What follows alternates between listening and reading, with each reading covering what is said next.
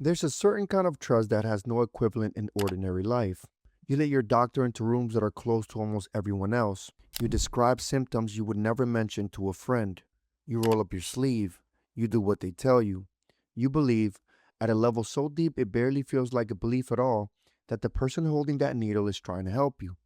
In the small town of Hyde, in Greater Manchester, England, patients did not just trust their family doctor, they competed for the privilege of seeing him. There was a year-long waiting list to get into his books. People described being accepted onto his patient list as, and this is a direct quote from someone who survived him, like winning the lottery. One man whose father died under this doctor's care said something that had stayed with investigators and journalists for 25 years. He said, I remember the time he gave to my dad. He would come around at the drop of a hat. He was a marvelous GP. He paused. Apart from the fact that he ended my father's life. His name was Harold Frederick Shipman.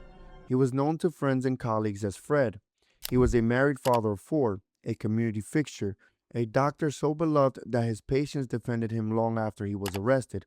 He was also, according to the official government inquiry that examined his entire career, responsible for ending the lives of at least 215 of his patients and possibly as many as 250 over a period of 23 years. He is the most prolific convicted serial killer in recorded modern history. And the question at the center of this case, the question the inquiry spent 2 years trying to answer and never fully could, is not how he did it. It is how, after 23 years across two medical practices with warning signs that multiple people noticed and reported, nobody stopped him. Harold Frederick Shipman was born on January 14th, 1946, in Nottingham, England, the second of four children in a working class family. His father was a lorry driver. By all accounts, the family was tight knit, aspirational, and intensely proud of their academically gifted son. Fred, as everyone called him, was the kind of student who made his family believe anything was possible. He earned a place at Leeds School of Medicine, a genuine achievement for a working class boy from Nottingham in the early 1960s. He was serious, driven, and by the account of people who knew him then, deeply invested in the ideas of himself as someone exceptional. When he was 17 years old, his mother Vera was diagnosed with lung cancer. What followed left a mark that criminologists and psychiatrists would spend decades examining. Vera Shipman spent her final months in significant pain. In the later stages of her illness, her doctor came to her house regularly to administer morphine injections. And Fred, 17, devoted to his mother, watching her suffer, observed something that apparently never left him. The morphine worked. It gave her relief. It gave her, in a way he could understand and measure, peace. Vera Shipman died on June 21st, 1963. Her son went on to become a doctor. He qualified in 1970. He married a woman named Primrose. They had four children. He began building a career as a family GP, a general practitioner, the frontline community doctor of the British National Health Service, the doctor you call when something is wrong, the doctor who comes to your house. By the mid 1970s, he had his first position as a GP in a town called Todmorden in West Yorkshire. He was popular with his patients. He was competent and attentive. He was, by every external measure, exactly the kind of doctor the NHS needed. He was also, by 1975, injecting himself with pethidine, a powerful synthetic opioid, by forging prescriptions in patients' names. He was caught. He was fined. He attended a brief rehabilitation program, and then he was allowed to keep practicing medicine. In 1977, Harold Shipman joined the Donnybrook Medical Center in Hyde, Greater Manchester. He would spend the rest of his medical career in this town. Hyde was, in many ways, the perfect environment for what Shipman was. It was a community where people knew each other, where a good family doctor was a genuine pillar of civic life, where trust was built slowly and lasted for decades. Shipman understood this and cultivated it with extraordinary precision. He was known for running late, but patients accepted it because they knew when their turn came, he would give them his full attention. He made house calls at hours most GPs wouldn't consider. He remembered details. He followed up. He was present at bedsides when he didn't have to be. One of his patients described being accepted onto his list as like winning the lottery. His colleagues at the group practice noticed something slightly different. His receptionists, according to later testimony, had a nickname for him, Dr. Death, not because they suspected anything specific, but because of the number of patients who died under his care. Deaths happen in every GP's practice. In Shipman's practice, they seem to happen more. He left the Donnybrook Group practice in 1992 under what court records describe as acrimonious circumstances. He set up his own single-handed surgery at 21 Market Street, alone, unsupervised, with no partners and no colleagues to observe his practice patterns. Between 1992 and 1998, the 6 years of his single-handed practice, Shipman's confirmed victim count accelerated dramatically. The official inquiry found that he took at least 143 lives in those 6 years alone. The freedom of working alone had not rehabilitated him. It liberated him. His method was as simple as the trust that enabled it. He would visit patients' home, often elderly women, often alone, or invite them to the surgery for a routine appointment. He would administer a lethal dose of diamorphine intravenously. He would wait as they lost consciousness. He would then certify the death himself, attributing it to natural causes, old age, heart failure, the ordinary endings of ordinary lives. He often encouraged families to choose cremation, which would make exhumation and post-mortem examination impossible.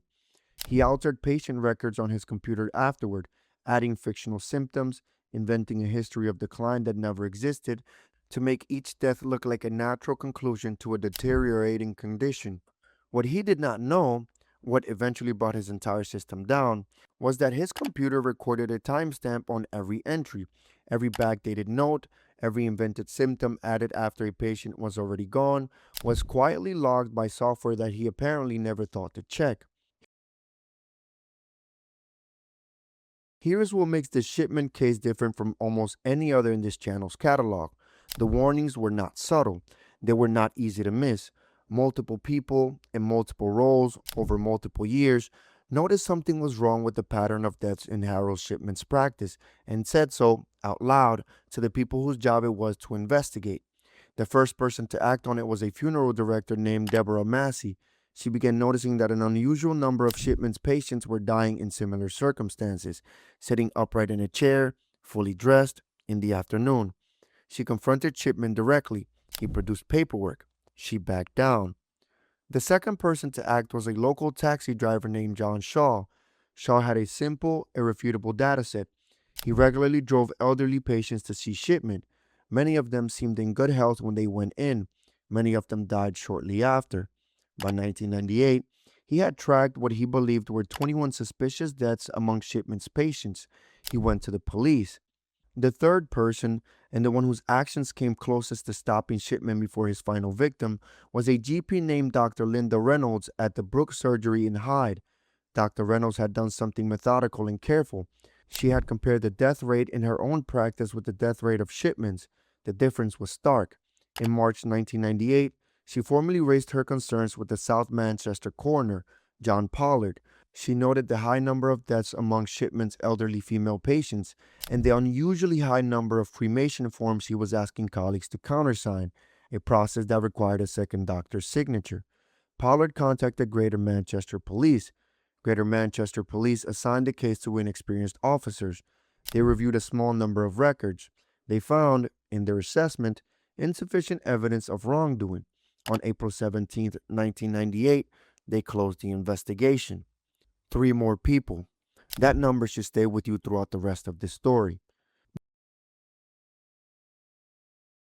Before we get into how Harold Shipman was finally caught, I want you to know something about Kathleen Grundy. She was 81 years old, but she was not the frail, declining patient that Shipman's records will later claim she was. She was a former mayor of Hyde, a civic figure, an active member of the community, a woman her family and friends described as sharp, energetic, and very much in good health. She volunteered, she kept appointments, she had plans. On June 24th, 1998, Harold Shipman visited Kathleen Grundy at her home, telling her he needed to take a blood sample for medical research. He was the last person to see her alive. She was found dead at her home later that morning. Shipman signed her death certificate. Cause of death? Old age. He advised her family that an autopsy was not necessary. She was buried. And then her daughter, Angela Woodruff, a solicitor, which means a lawyer, received a call from another solicitor named Brian Burgess. Burgess told her that a will had come to light, a will in Kathleen Grundy's name. The will excluded Angela and her children entirely. It left Kathleen Grundy's entire estate, approximately £386,000, to Harold Shipman. Angela Woodruff was a lawyer. She looked at the will. She saw immediately that the signature was wrong, the typing was wrong, the wording was wrong. The whole document felt wrong in the way that only a professional who handles legal documents daily would immediately recognize. She went to the police. Detective Superintendent Bernard Postles looked at the same will and came to the same conclusion in minutes. Kathleen Grundy's body was exhumed.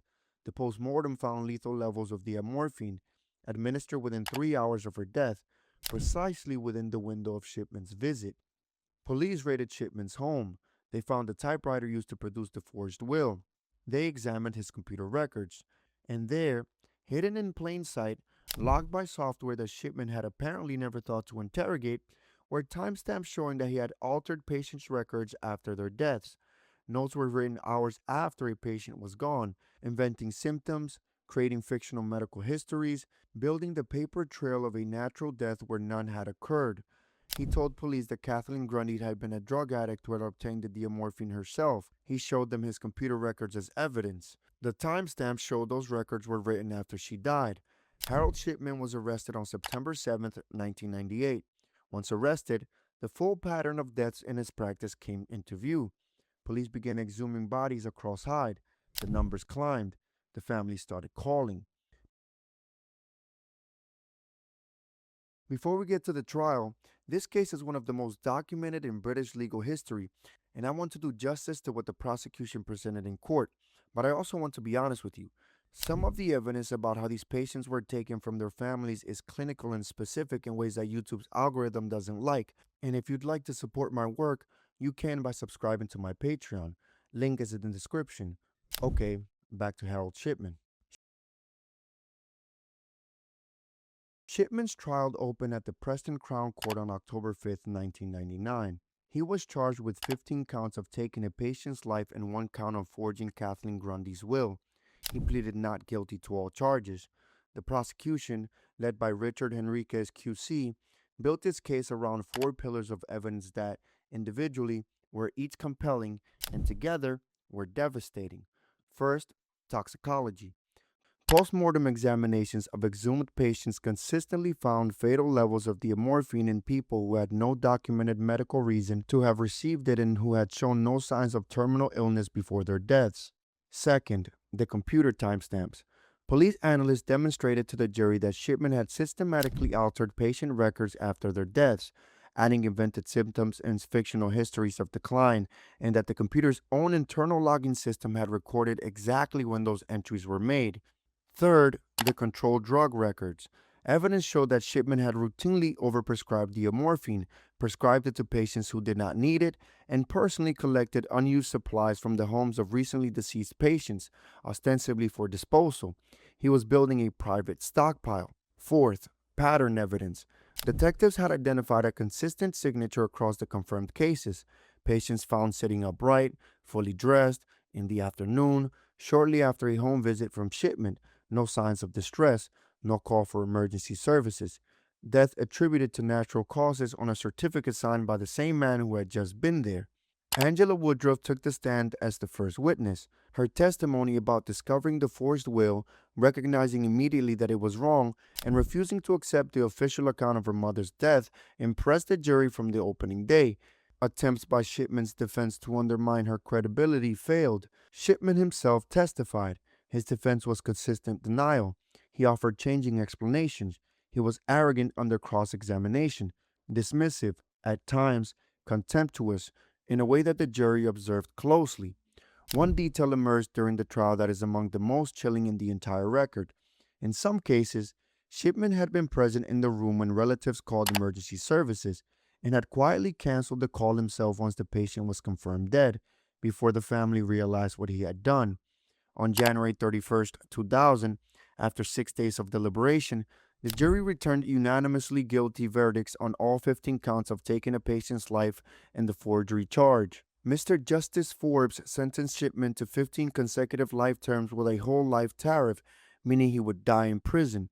Forbes told him, "I have no doubt whatsoever that you are and remain a very serious danger to any woman, particularly if she is elderly and vulnerable."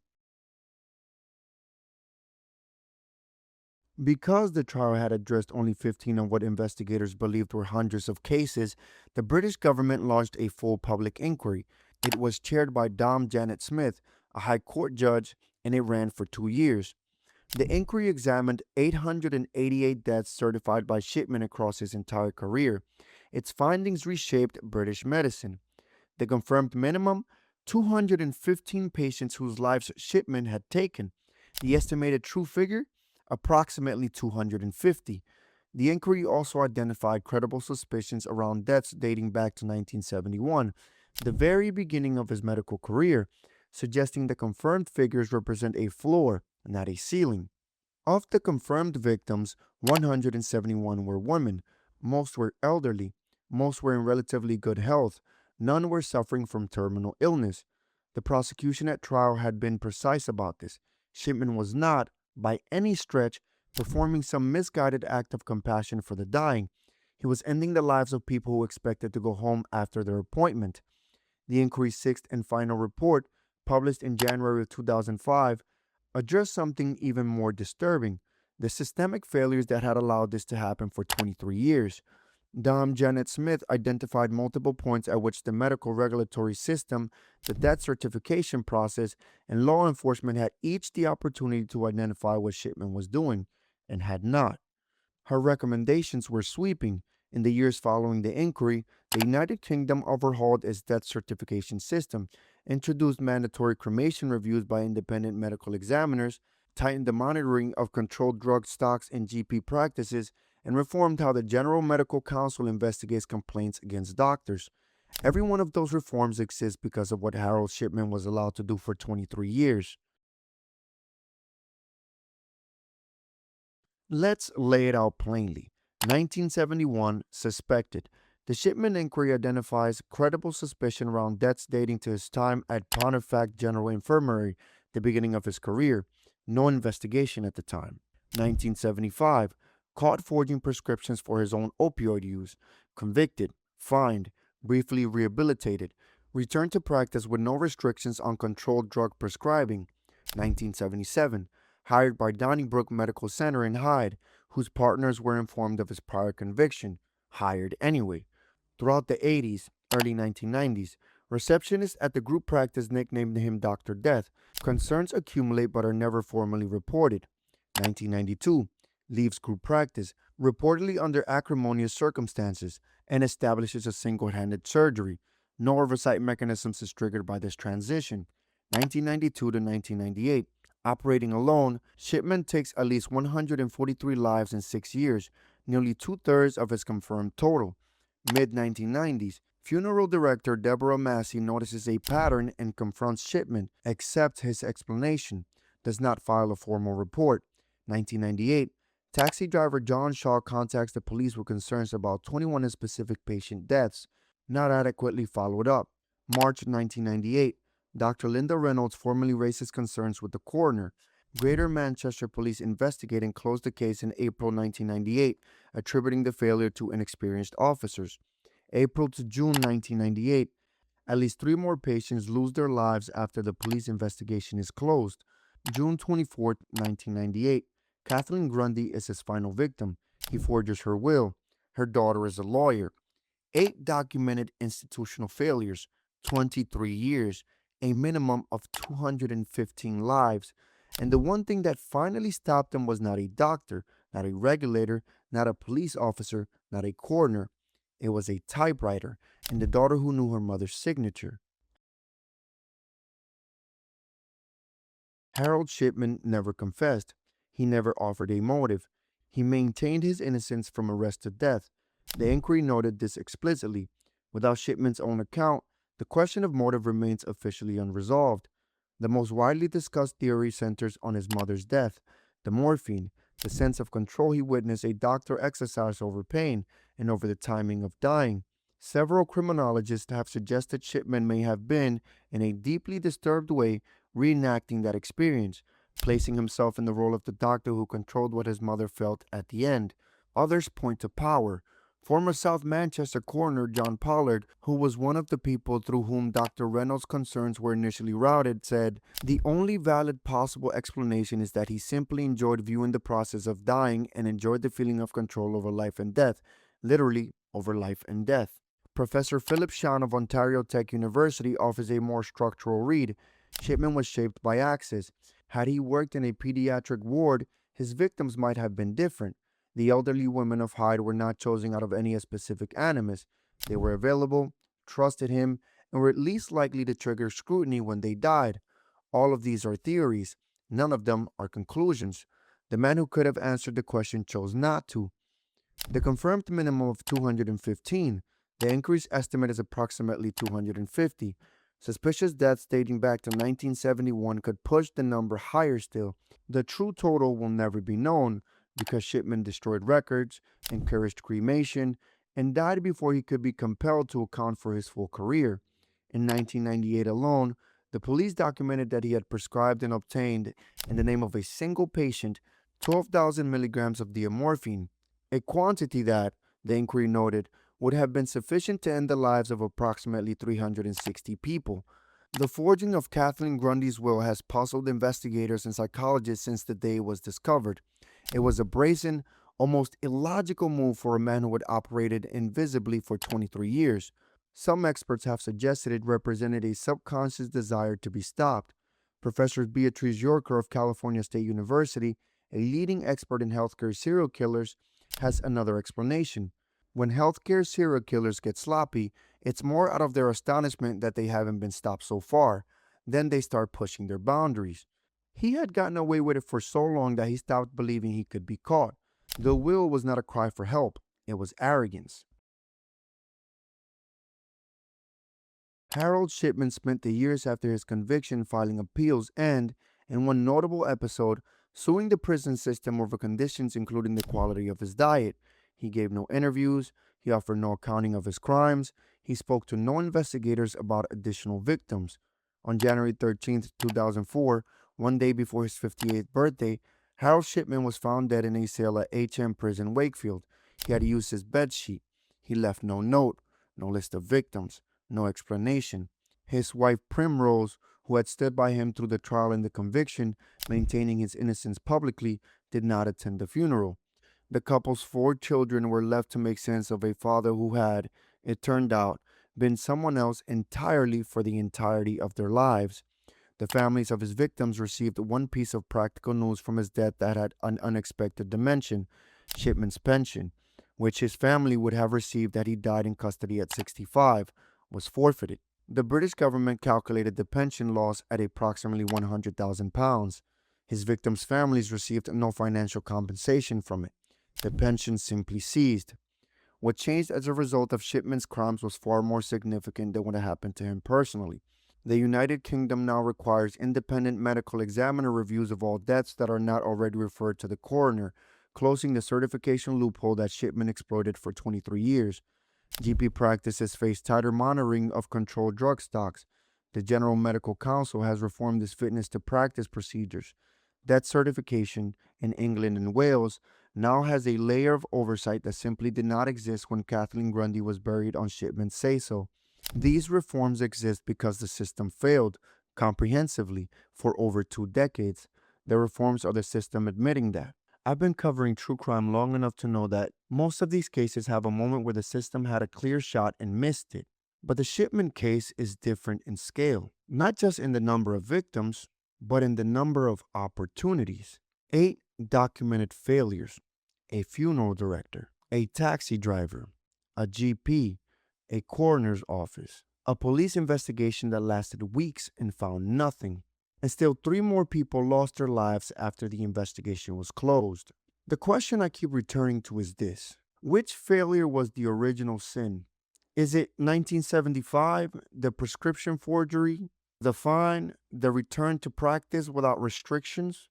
Or is it the single-handed surgery in 1992? where a man with a prior conviction and a concerning nickname was allowed to operate alone, certifying his own patients' deaths without a second pair of eyes anywhere in the process? Because here's the thing, if you change 1975, you change everything. If the General Medical Council had revoked his license, as it had every right to do, Harold Shipman becomes a cautionary tale about a disgraced doctor, and 215 people go home from their appointments. Tell me what you think in the comments. Subscribe if you want to stay with cases like this one. See you in the next one.